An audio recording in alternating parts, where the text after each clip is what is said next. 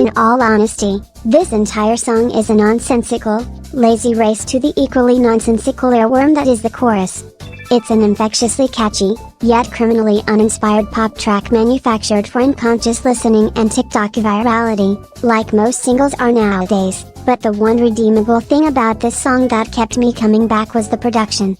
The smooth bass line and iconic, albeit uninspired melody create a mysterious and luxurious mood that matched well with whatever generic high-maintenance hot girl message the lyrics were struggling to convey.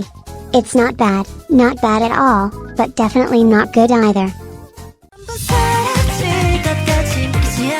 Season of Memories feels like the natural evolution of the G-Friend soundscape prior to their forced rebrand. The members sound so comfortable on this J-pop-centered sound, contrary to how some other K-pop artists sound a bit awkward or cringe, since this sound is still in the early phase of its commodification by a struggling girl group market. It's upbeat and refreshing, yet bittersweet, and does a good job of balancing the happy emotions that naturally come with a reunion song, with the inevitable feeling of melancholy since reunion is only temporary. Props to my girls, they will always be famous. Attitude is not TIVE's best song, but definitely not their worst. I previously felt very negatively about this song when it first came out, but since then, I've realized it's more inoffensive than anything else. It's a welcome earworm with a solid chorus and hook, though what it lacks in vocals and cohesion it struggles to make up for as the song progresses. It's a solid song, just not the slay I expected from IVE. Though, as it is so high on this list, it honestly was the best we could get in January from 4th Gen in terms of title tracks. Now this is what I come to IVE for. Upbeat, loud, energetic anthems that envelop you in their sound. Again, not their best or least, but definitely more interesting and replayable than Attitude. It's a song that makes you want to jump and dance around, you literally can't sit still while it's playing. Sonically, it harks back to genres and elements they've played with before, like in I Am and My Satisfaction. A Dreamcatcher-inspired rock-adjacent sound softened out with pop and dance elements. Again, not the absolute best thing IVE has ever pulled out of their demo folder, but definitely not their worst. It was fun, it was exciting, it was memorable, and it was goofy. This song is a well-blended genre roller coaster that seamlessly transitions from the pop trap-oriented verses to the smooth, slower-paced chorus, to the Jersey Club-inspired hook to hark back to the trends late 4th and 5th Gen has seen thus far, while making it sonically interesting, memorable, and most importantly, nice to listen to. It's not a half-baked earworm that only sounds good during the chorus, but a solid, fulfilling song from start to finish.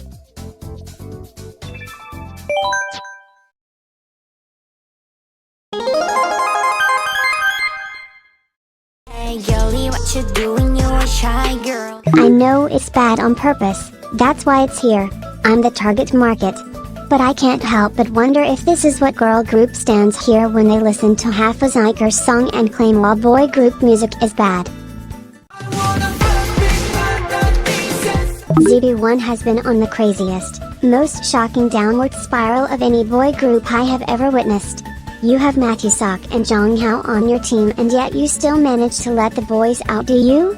Ridiculous.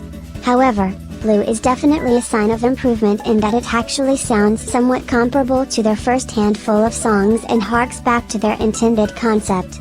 A lot of times when a boy group develops a fan base of mostly girl group stans and of course, Fujashis, they forget that they are indeed a boy group, and they let the music quality slip because they know y'all will eat up whatever mildly trendy slop they give you like a true consumer.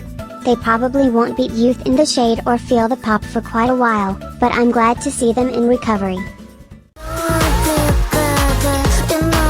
I love the resurrection of traditional house I'm seeing a handful of groups attempt to spark.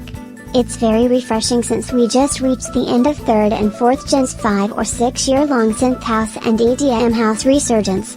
The vocals are definitely not my favorite, but some tissues and allergy medicine can fix that. Musically, it's a classic house song typical of any downtown club in the late 80s with a sweet modern girl group twist. It's everything we wanted modern girl crush to be 6 years ago when Blackpink tried to ruin music for profit.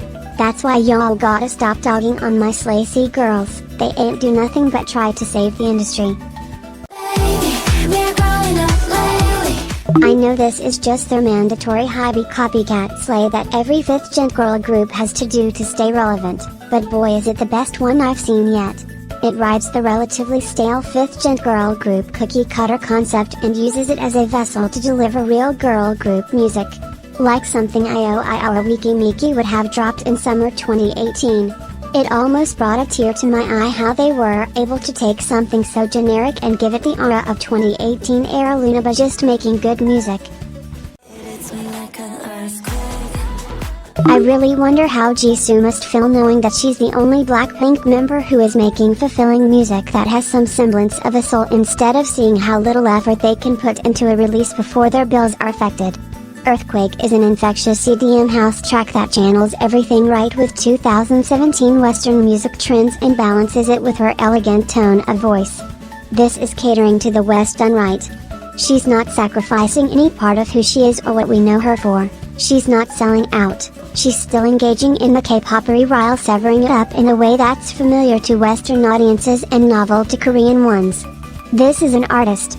It's kinda funny actually, seeing her go from Blackpink's most underrated, criticized, and forgotten member, to being the one member that people appreciate and haven't had to bash daily over a lack of courtesy to do the most bare minimum things as an artist like singing and dancing without running out of breath 20 seconds in.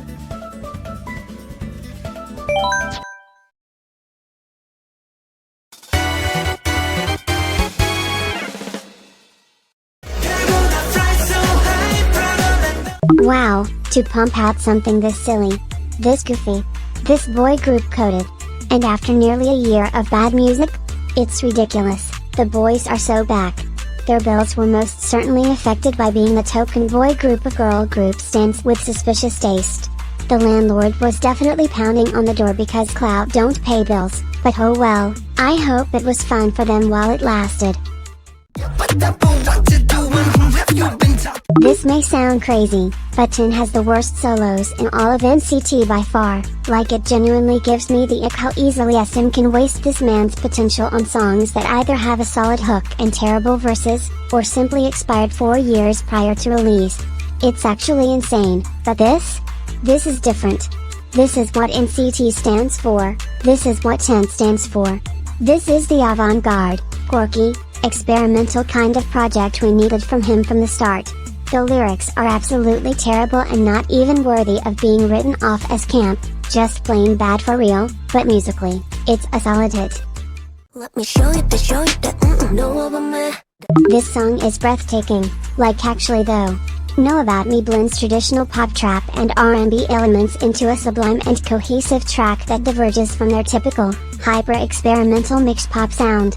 While I really miss the iconic beat change-ups that helped differentiate NMIXX from a sea of copy and paste girl groups, I can admire the more simplistic route they've taken for this release and how it sets the stage for the more mild-mannered B-side tracks.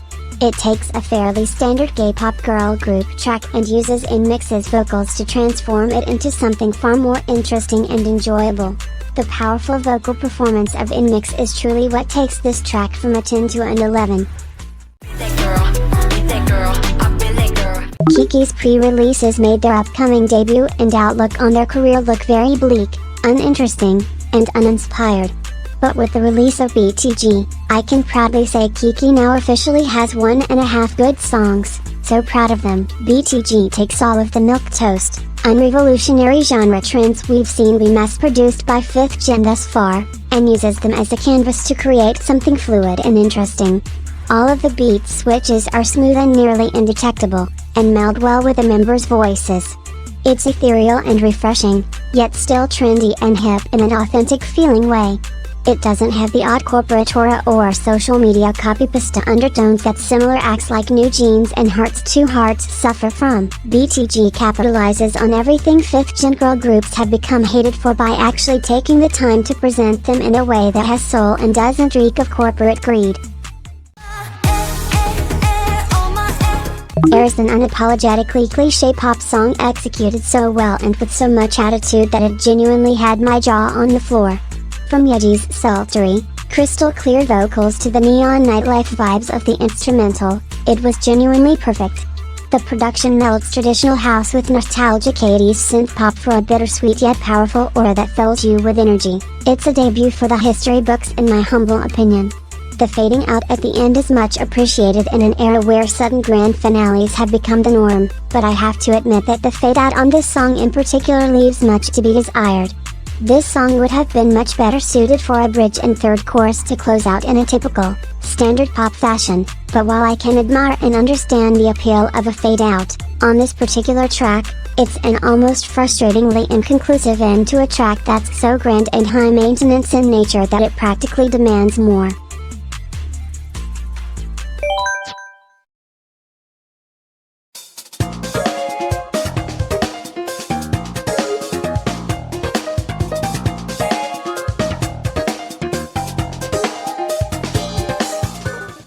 Everybody looking at me 그냥 부딪혀봐 위하고 치 I love I 시대를 사랑해 너를 안을 때마다 나는 두려워져 1999 다시 느껴 난 Today I feel so new Take it easy no stress